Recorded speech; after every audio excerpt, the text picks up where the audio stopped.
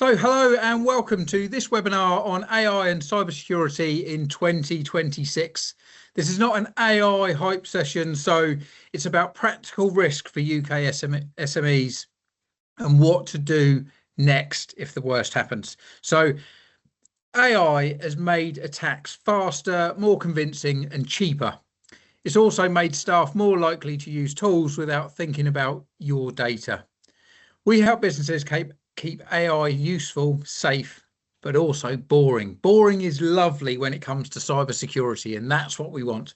So this webinar will give you some practical things to implement and help you start using AI, which ultimately will give you the edge against your competitors.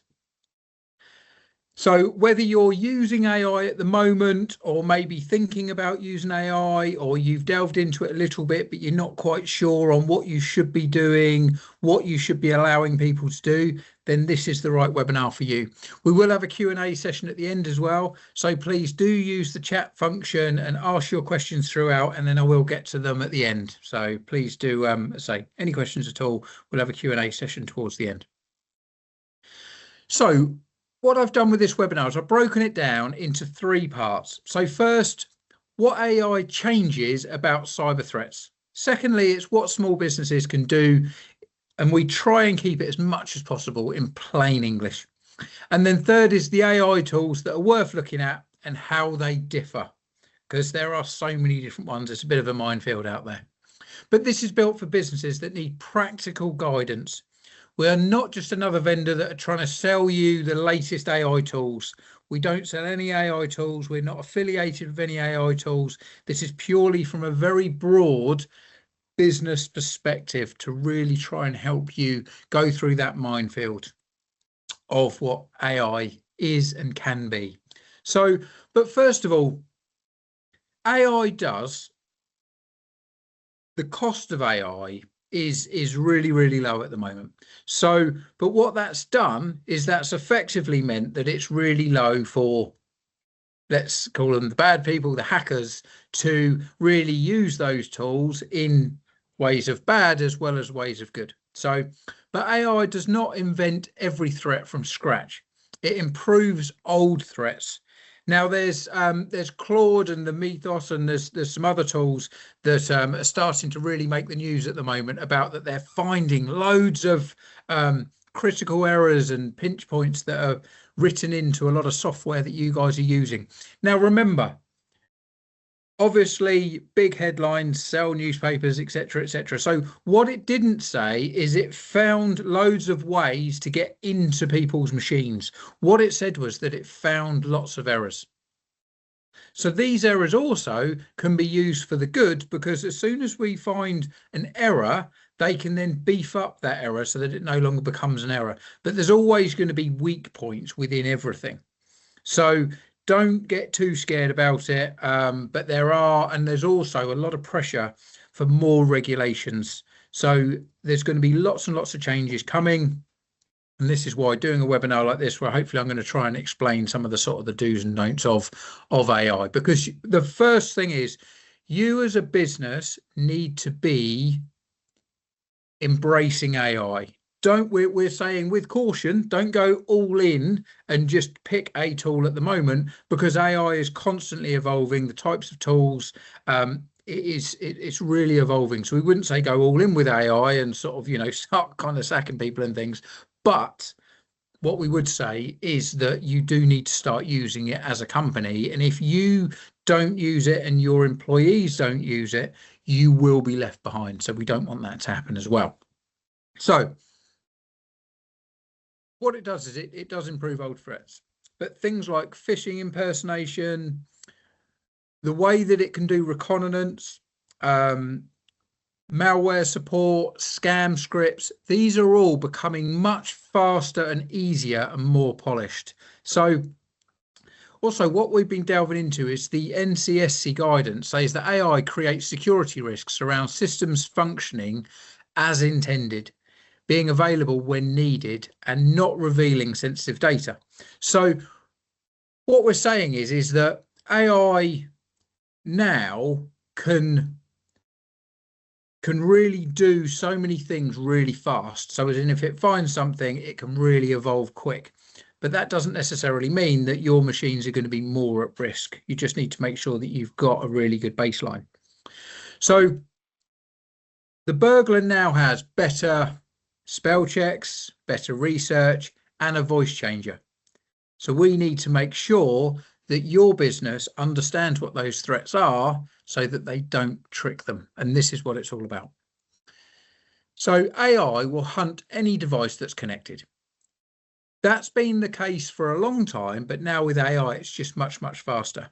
And a UK government cybersecurity breach survey last year in 2025 reported that 43% of businesses of all sizes experienced a cybersecurity breach or attack in the previous 12 months. So it is rife. But attackers do not care if you're based in Portsmouth, Petersfield, Guildford, Chichester, it doesn't make a difference. All they care is whether your accounts, your invoices, any data are easy to exploit. And that's the main thing. Again, it's still the similar principle. If you've got a burglar who's going to walk down a street, if they look at a house that's got CCTV, huge padlocks, huge gates, they'll just walk past it and go to the next one that hasn't got all of those things. And that's kind of what you need to do from a cybersecurity perspective. But there's two main threats.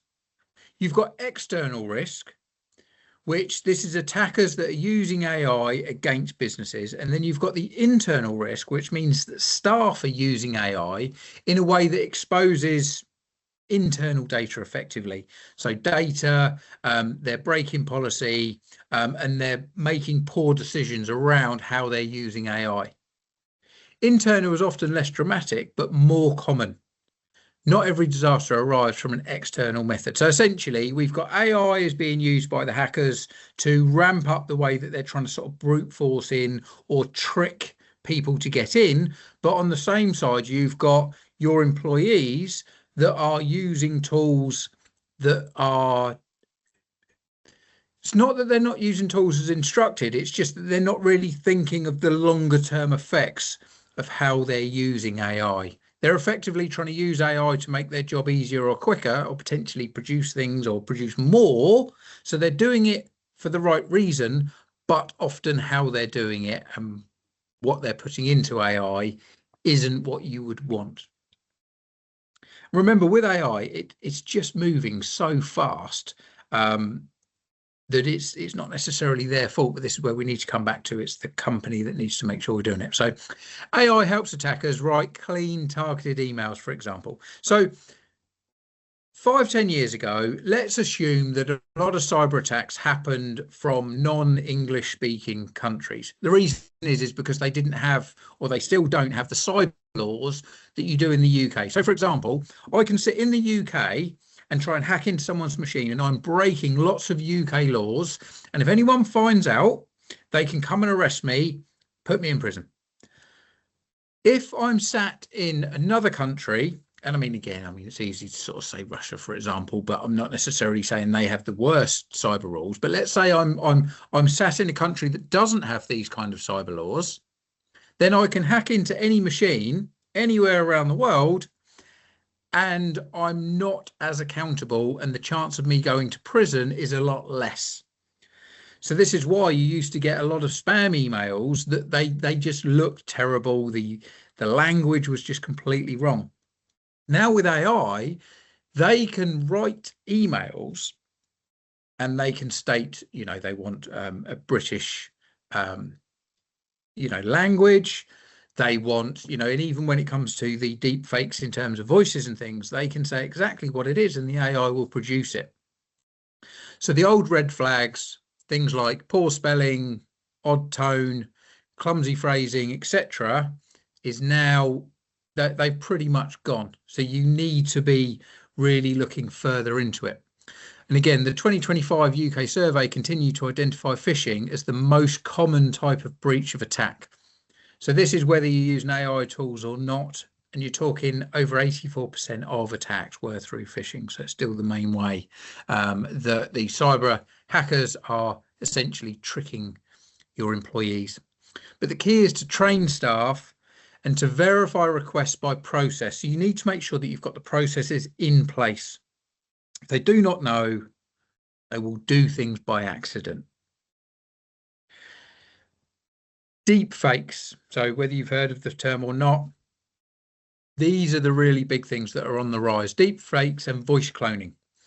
So these are a key business risk, and they're certainly massively on the up when it comes to payment fraud, password reset, confidential file requests, and fake senior leadership instructions.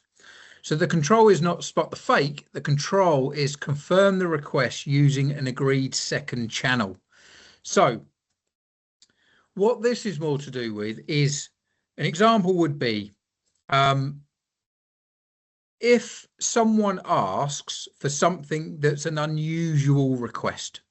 So if someone asks for bank details to be changed, or an urgent payment, or maybe a gift card to be created, or a change in payroll, anything that's against the norm, these are the things that your team need to be saying, is this true? Is it, are they really requesting that? We've heard a lot, and a lot of the Cyber Essentials changes around MFA, so multi-factor authentication with passwords. But what I would urge you to do is have a similar multi-factor authentication when it comes to things that are outside of the norm. An example would be, is there a policy within your business whereby if someone asks for a one-off payment to be made, that whoever's in accounts or that makes the payments, they know they have to, first of all, receive it via email. Then they will contact the person in a separate way, for example. So they will phone the person and say, I need you to confirm that you've definitely asked me to make this. And then a third factor is if you've got a company safe word, because then you can say, hi, I've received your email. I need confirmation that you have asked me to make this one-off random payment, and can you confirm what's in the training? And then if they come back and say, yes, it's definitely me, and then they say the safe word, then you know that it is that person. But as I say, with these deep fakes, the problem is that you'll get an email that will come through, and then they'll phone the accounts department and it will come through as if it's the person. So you've just got to be really, really careful and have it as spot the fake. That's the main thing. So you really want to, educate your team on anything that's not, as I said earlier, boring, and it's slightly different. Everyone needs to be questioning it, because these days with, say, you can create an AI video by uploading 5 different images of a person. Well, if that person's active on social media, it's super easy to be able to create that. Then if they've been on a podcast or they do webinars, you can then copy their voice. So all these things, you need to make sure that you're putting in those extra training, because often your staff will have no idea that these things are happening. So of course they'll go, well, of course I made the payment. They emailed me and they phoned me up and told me to make it. See? So you need to be educating your teams on these sorts of things. Reconnaissance at scale. So this is the big thing that you really need to understand of what AI has really ramped up. As I spoke about, that you can now go onto social media, grab some pictures, you can look at webinars and grab their voice. But attackers can use AI to summarize public information about your company quickly, all the directors, suppliers, staff. They can look at the different staff roles, who's finance people, different projects, job adverts. All of these things they can look at really, really fast. And one of the most common realistic frauds is, I saw you work with X supplier and I'm chasing invoices from Y supplier, because that sounds like a plausible action that the attacker is going to take. So you're then already building out, well, how would they know that? Oh, well, they must know us because they know X, Y, and Z. So there's lots of different ways that they can now start using the information that people are putting out there on mainly things like social media channels. But simple mitigation is to reduce the unnecessary public detail. So, for example, train your staff, as I've explained, about what to look out for. make sure that you're securing email, that you're monitoring accounts, etc., etc. But it's just small things like if your staff wear name tags and there's an employee number on there, you need to make sure that they're covered up, for example, or that the information is on the reverse side. You'll notice now that a lot of credit cards actually have got the number on the back rather than the front, and that's purely from a we know that people will have cameras above cash machines, so if you put the card in, they can read the number. So they're now trying to do it where the numbers are all underneath so that it's harder to read. So these small things that you really need to be sort of understanding how they're trying to trick you to get as much data as possible. This is the big thing. So there was quite an interesting one literally last week where they explained how the company was quite active on social media.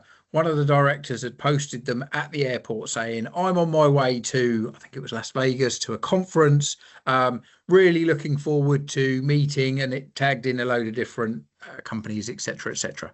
So what they then used AI to do was, right, let's find out who this person is. So they then found out that they were the director of a company. They then got all the information about that company.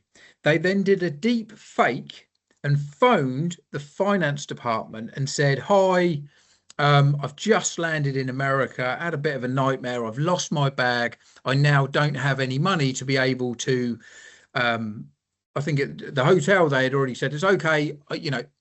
I'm booked into so-and-so. They even knew the name of the hotel they're booked into, but I don't have any money to, buy things when I'm over here.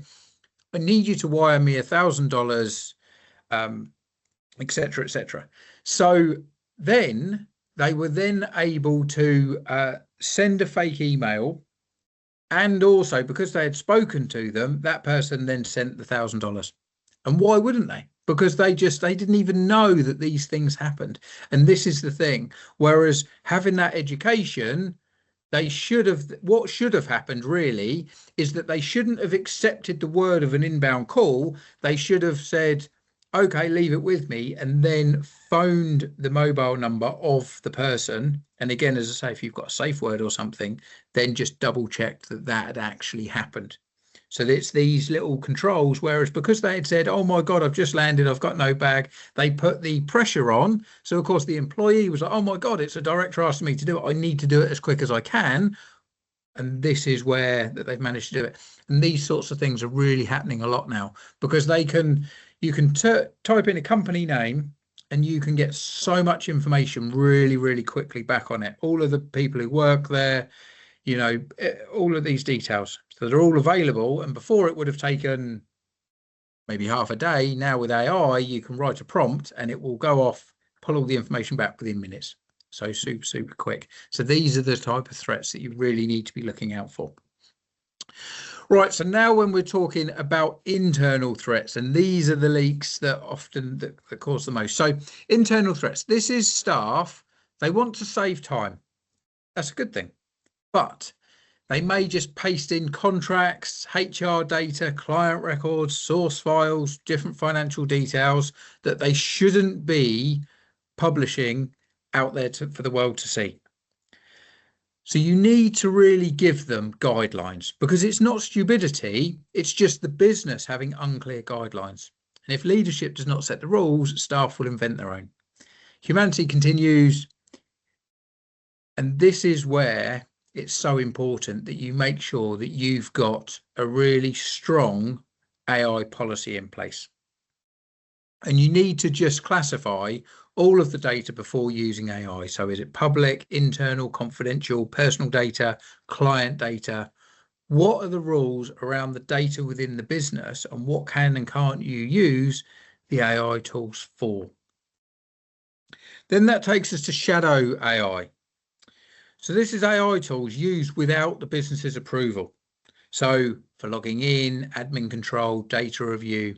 The risks are often confidential data landing its way into the wrong systems, unmanaged accounts that have got weak passwords, no retention control, unclear training usage, could be copyright issues. The list is endless. But you cannot ban AI blindly. You just need to have staff, because if you just ban AI completely, staff will work around it. So you need to approve the tool sets and train the people to use them safely. That is the #1 thing. So from top down, you need to have an AI usage policy. You then need to have the different tools with training sets to them. But obviously then the question is, well, what tools do we use? And this is really where there is a bit more, you really need to sort of delve into what the individual person is going to be using. So a simple SME AI policy should cover just approved tools, banned data. It should have human review element in there. As I say, certainly any client confidential or copyrighted data, any records, payment information is a huge issue as well. Any legal decisions and reporting mistakes. So the final part of reporting mistakes is if anyone does put data that they shouldn't have done, then again, you need to have that in your AI policy that they need to report it. The policy, as I say, it's not there to kill AI. AI is here and it will genuinely help your business. The advantages of AI is much more than the disadvantages, but it lets people use it without accidentally firing confidential data into those places that you don't want. So you need to train for behavior. It's not just around awareness. So training should focus on actions. Teach staff to verify unusual requests, as we've said. Avoid pasting sensitive data. You can label AI generated work as well. That's quite a good thing that you should do. Again, depending on what industry you're in and your compliance, but stating that certain things have been created using AI. You need to obviously always, as well, once people start getting used to using AI, and especially if you're creating reports and things for clients, then you need to make sure that you're really cross-checking what's been created.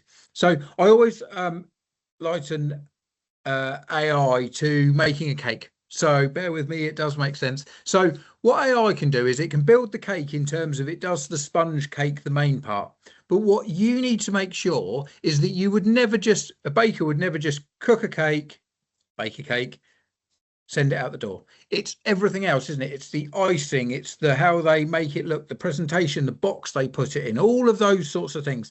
That's what your team need to make sure that they continue to do. So have these in your policy that you need them to always check the data, to don't just trust everything that AI creates. AI hallucinates a lot. So it will write it in a way that you think, oh, actually, yeah, God, that's genius. Yeah, that's really good. That really makes sense. But it might not. So you need to make sure that you don't just say to people, yeah, use AI all you want and save a load of time. They need to use AI in the way that is as efficient as possible from a time perspective, but then they need to make sure that they're always checking, always testing. So we've got the AI policy. Now, I just want to bring you, before we wrap up and we go to the Q&A session, I want to just take you to the main top 5 rules that we would always state, and then I'm going to show you some different tools. So this is your practical takeaway slide. If you do have a pen and paper, we would always say these are your top 5 safe AI rules. So first of all, #1, only allow people to use approved tools. If people within their role see other AI tools that they'd like, you need in the policy to say that you'll go to your line manager, company owner, whoever it is, and say, here's this tool. This is why I want to use it. Can we please check to see if it's X, Y, and Z, safe, secure, hosted within the UK or Europe, for example. So, and again, it's looking at, is it the right role? Is it the right tool? Then next one is never paste secrets. So this is do not paste passwords, any client data, HR information, contracts, payroll, anything that's really specific. Never, ever put that into AI. Then you've got verify before the action. So this is, again, always sense checking it, review every output. and then report weirdness fast. Now, this is the one that's often left off. So, as I've said, boring. That's what we want.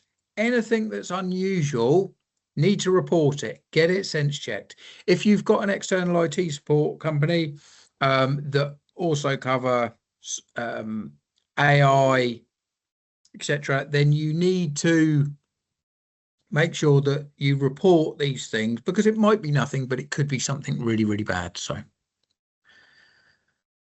again, when it comes to your main defenses, it's still the standard stuff, which is make sure that you've got really good cyber security basics. So that's securing the device, that you use multi-factor authentication to log into any hosted software or any internal software, that you've got decent patching and updates.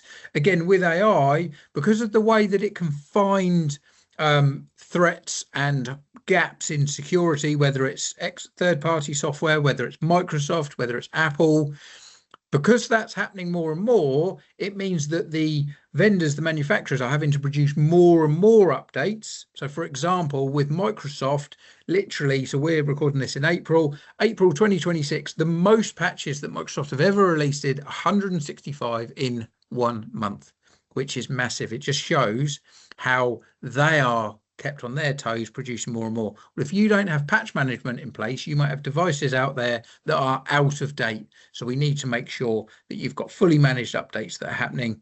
Again, really good backup. And then when we talk about segmentation, this is about having lots of separation within everything. So you need to make sure that you've got fragmented backup so that they can't jump across. You need air gaps. You need to have segmented everything at all. So again, it's a bit like if you've got a bank account, if you've got one bank account and all your money in it, and you were to get hacked into that bank account, you would lose everything. You're much better off to have 3 or 4 bank accounts with an amount in each. And then if the worst happens to one, it's not end of the world, because you've got the other spread in the other 3. And that's exactly the same when it comes to your data and your cybersecurity. And again, assume someone clicks. This is the mindset shift. People will click things. Even good security experts do that. But controls, least privilege, conditional access, again, make sure that you don't have super admin people that don't need to be. Or if you've got a main admin account or it's connected to different software, that you always segment that and have separate logins and things. It's going to really reduce your risk. And that's what it's all about. So then, as we just to wrap up, top 5 AI tools. I get asked a lot, what are the best ones to use? And again, this isn't we're not paid to sell any of these, but just the top 5, the ones that's best for, you know, what we think for overall UK businesses. So number 1, we are recommending ChatGPT. It probably is the biggest name. The reason is that it's just a really good general AI tool. But remember, if you're on the free plan, they're going to use all of your data, share it to everyone. There's no protection at all. But again, if you're just getting ideas and things, it doesn't really make a difference, does it? Let's face it. You know, if you're asking ChatGPT for a good chicken menu, then does it really matter if someone else sees that? Not really.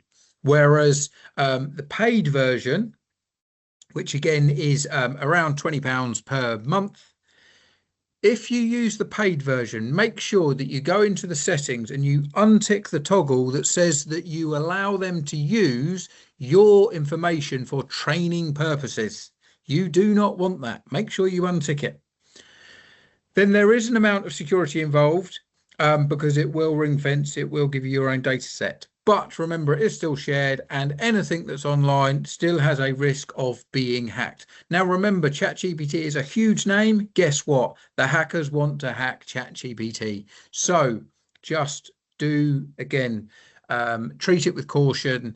But we would always say, try not to put any specific data in there. If you want to run a P&L analysis for a client, fine, but just take out any client details or anything like that. The figures don't really make a difference because you can't really match figures to nothing. But we would just say to make sure that you take out any identifiable things, even down to the name of, if you were going to upload a spreadsheet, make sure that you don't have the spreadsheet named as the client name, for example, even though you might not have any defining information within it. So, but we would generally say ChatGPT is still the sort of the best one as a general. Then the other tools, Microsoft 365 Copilot. Now, again, when we're talking about this, it's already within 365, but we're talking about the paid version because that gives you much more security behind the iron gate. You can effectively set it up with user rights and everything within your Microsoft. So we say Microsoft 365 Copilot, best when the business, if you're using Outlook, Teams, SharePoint, Word, Excel, etc. Microsoft says that Copilot surfaces only organizational data. The user has permission to view and keeps prompts and responses within the Microsoft 365 boundary. So you're still keeping it within 365. Then we'd say Claude is a really, really good tool. It's great for using, creating scheduled tasks and things like that. Then you've also got Perplexity. Again, really, really good for research. The level of detail is really, really good. Shows all the sources. So Perplexity is very good when it comes to enterprise data. And then Canva AI, again, this is more from, again, if it's a marketing function, Canva AI, it's just really, really fast. It gets the branding context. But also we find that Canva used with Claude can create some really, really good things. And again, I sort of don't want to deviate too much about then start using two AI tools together. But remember as well, the AI tools now are being developed by AI. So this is why we're seeing such huge advances, because AI is actually generating the next AI tools within itself. So there's going to be so much more advancement. It's really, it's here to stay. It's not going anywhere. But we would generally say it can be chaos. Don't allow it to.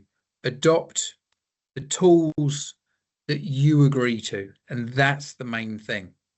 Have a controlled AI stack is what we say. So know the different tools that you're going to allow your teams to use.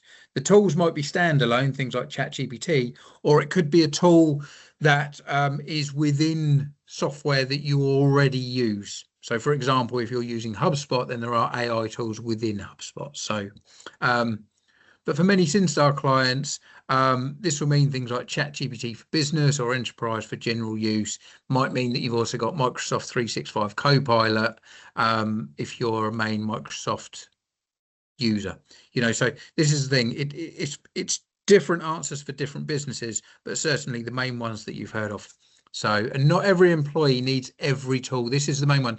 Don't just suddenly go, right, we've got 20 employees. We're going to now pay, what is it, the 20 or so, £25 a month for Microsoft 365 Copilot. We're going to pay £20 a month for ChatGPT. Don't do it in that way, because you will have people that just don't use it. But certainly licenses should match the roles. So finance, HR, leadership. Again, make sure that you've got tighter rules for different specific things. But yeah, don't just sort of suddenly go, right, everyone's got a paid subscription of X, Y, and Z, because quite frankly, there's going to be some people that adopt it and use it a lot more than others. But the main thing is you need to be using it. So your next 5 steps. First of all, audit the AI use. Look at what tools you might want to use. How is it going to really help the individual roles within your business? And then just make sure that it's safe and secure and that people understand some of the extra risks that AI is bringing to your business. Then approve the tools. Make sure you know exactly what the tools are, how secure, and then really look at the individual users. Then have a really, really clear AI policy. So you've got to write the policy. You've got to make sure that all of the team have read it and understand it. And then also a quick tip is to include it then as part of your induction process. So when you're bringing on new people, train the team. You can train them specifically on different tools, but you also need to give them overarching cybersecurity training so that all of these different deep fakes and things, that they really understand of how they may be tricked. And as I said, 84% of cyber attacks were through phishing emails and trickery. So these, it's really them understanding what it is, and then just make sure that you secure the basics. That's the really big thing. And remember, we don't think cybersecurity is boring, but it should be boring. It needs to be the same. If anything changes, if anything just doesn't feel right, they need to be reporting it, and then just getting a second person just to make sure that it is legitimate, or maybe it is fake, and then it can stop it dead. So we do have an AI usage policy that you can download for free. So if you scan that QR code, you can then go on and download that for free. If you're unsure, please do get in contact with Syn-Star. I do see some questions that have come through, so we'll have questions and answers in a second. But as I say, also, if you wanted to connect with me or find me on LinkedIn, also there's my details in terms of my email address, but also Syn-Star's on all of the major social media channels. So if you did have any additional questions, you're not sure on how you use AI tools, anything at all like that, please do reach out. And as I say, download our free AI usage policy. That will give you a really good start to being able to create one that's specific for your business. You know, you should really have your own, but again, you can sort of borrow ours, and it will give you a really good idea. It's better to have a pretty good AI policy than no AI policy, because as I say, otherwise, you know, people will start to make it up. So let's have a look at questions, because I did see some coming through.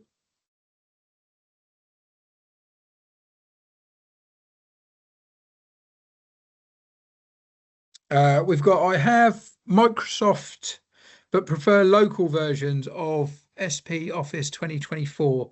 So does that mean I cannot use MS 365 Copilot? So the whole thing is with Microsoft Copilot is that all of the latest suite of things like Microsoft, Word, Excel, etc., should have Copilot built within the product. So depending on what version of Word, PowerPoint, etc. you're using, it will say whether there's Copilot baked into it or not, essentially. So there is a good chance that if you're using an older version, it doesn't have Copilot. Remember, Microsoft's ecosystem is that they want you to be using the latest version, and they want everyone to pay their X amount per month forever. So if it doesn't have Copilot, normally it's the top right hand corner of all of their packages, they'll have the Copilot option. If it's not within there, then it means it's an older version that isn't supported within Copilot. But if you are paying a monthly subscription, you might have a local copy that's an older version that you prefer to use, that's effectively an app on the machine. So you can still use that, but what you can do is, so yes, how can I tell it's built in? So again, top right, it will say whether it's Copilot. But if you are paying a monthly subscription for Microsoft, it needs to be business standard or above to have things like Word, Excel, etc. So if you are paying for that, then you can just log into office.com and use the hosted version rather than the local version that's stored on your machine. So you can do that. Yep. So again, if that's the screenshot, then it looks like you don't have Copilot on the version that you're using. So you would just need to, if you go on to office.com and then use the hosted version, it will certainly have 365, Copilot within the hosted version. So yeah, there you go. So yeah, so you don't have, again, Microsoft Copilot is very much part of the Microsoft 365 suite, which is your pay X amount per month or per year forever. That is their business model. That's what they're pushing all of the additions to. So yeah, with yours, because it was a one-time purchase, unfortunately, it's only as good as what the features are on that version. So yeah, you'll need to the only way around it is to go for a 365 subscription rather than the one time. Yes. No, I thoroughly agree. Again, depending on what you're going to use Copilot for, it's whether it's worth spending the money on it. And this is the thing. I personally use a lot of AI tools for more one-off things or more automation. So I would use AI when it comes to creating a scheduled report that I want to see daily, just because I want to see the dashboard. I don't want to spend the time delving in for the information. So for that, Copilot isn't very good at scheduled tasks. It can't it can't filter your emails before it goes into Outlook, for example. So I've got a separate AI tool for things like that. So this is this thing, depending on what you want to do, because you can also use there's the free version, but again, that's outside of your company.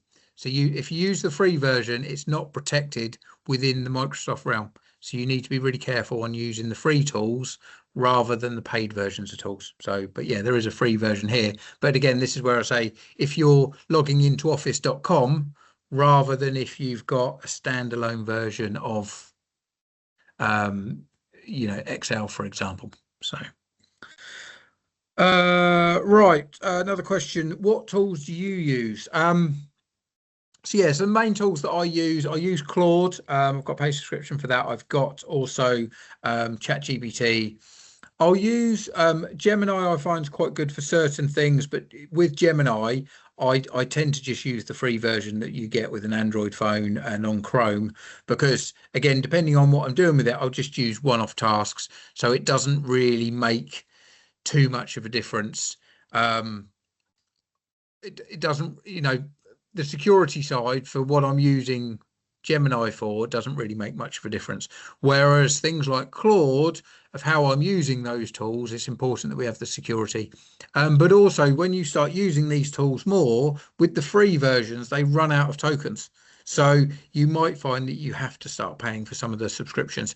But I would really do a cost analysis on it. If you're going to be using these regularly, and let's say, for example, even if they just save you 1 hour a month, you'll probably find that it's worth paying the £20 subscription for. The other thing with AI tools is that you often have to pay for the subscription to get the connectors. And remember, the way that AI, so it came out big, ChatGPT, a few years ago, and it was the tool that was going to do everything. That's not really how AI will be.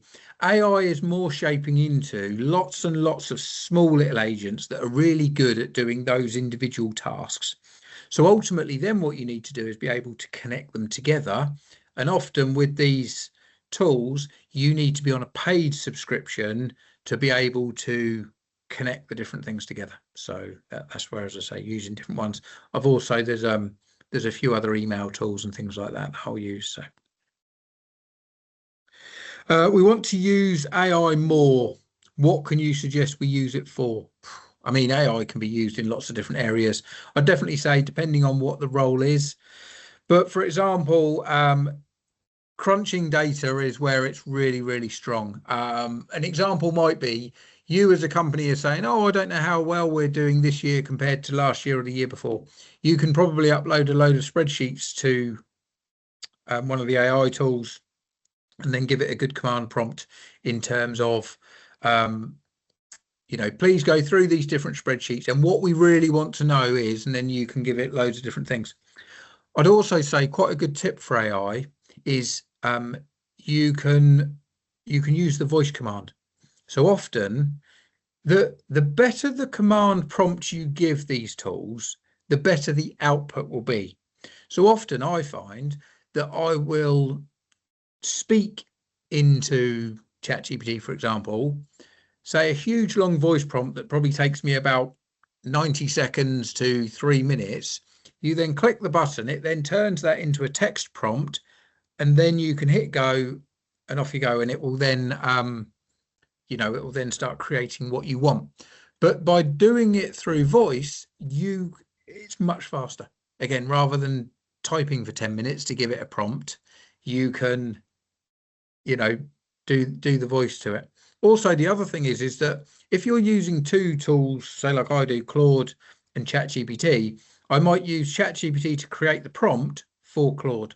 So then you're not using all your tokens up in Claude, because you're using a lot more of the processing power of ChatGPT to create the Claude prompt. And again, you would just say to ChatGPT, I want to create X, Y, and Z prompt for Claude. Can you help me create it? And it will then do it. So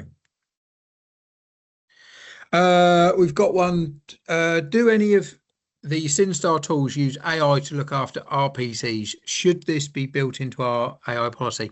So Syn-Star do not use any AI or LLM, so large language models, directly with any of our clients' machines.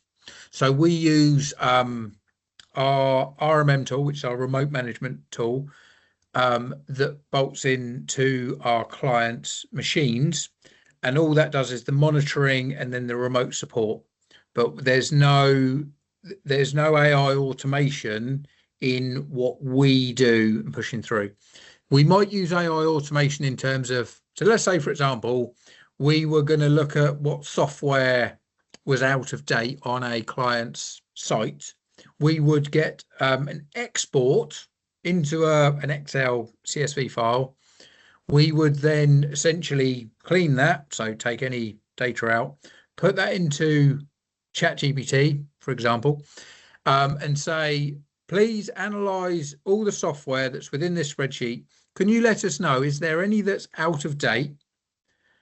And also then break it down into if there's any critical updates required, any medium updates, etc., etc. And so we've got a really big prompt for that. That then goes off, brings us back a spreadsheet. We then get lots of greens and reds and ambers and things, but we then know what scripts to then create to do updates for machines. So we use AI tools, but never actually on client machines, and certainly not just open-ended. There's always an air gap bang down the middle, but we are using AI to work better, because ultimately with that we would have manually had to go out, find out which software's out of date, etc., whereas actually using AI to do a lot of the donkey work, then we can then just create each script. So yeah, we use AI, but definitely not built in, and nothing that's direct with our clients' machines. Definitely not. So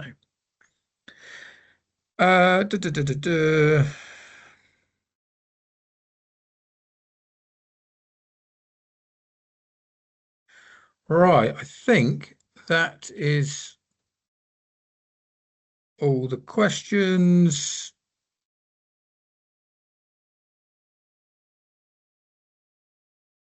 So we hope you've enjoyed this this webinar.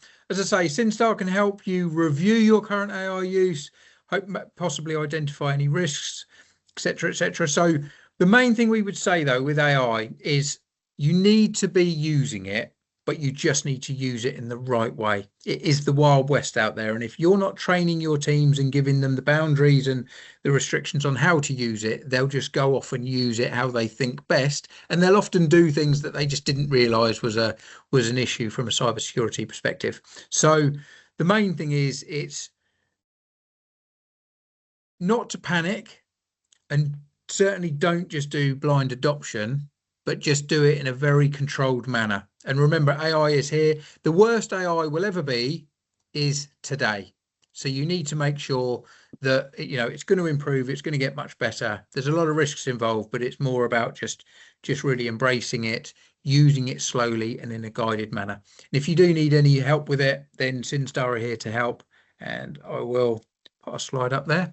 So yeah, hope you enjoy the webinar, and enjoy the rest of your day.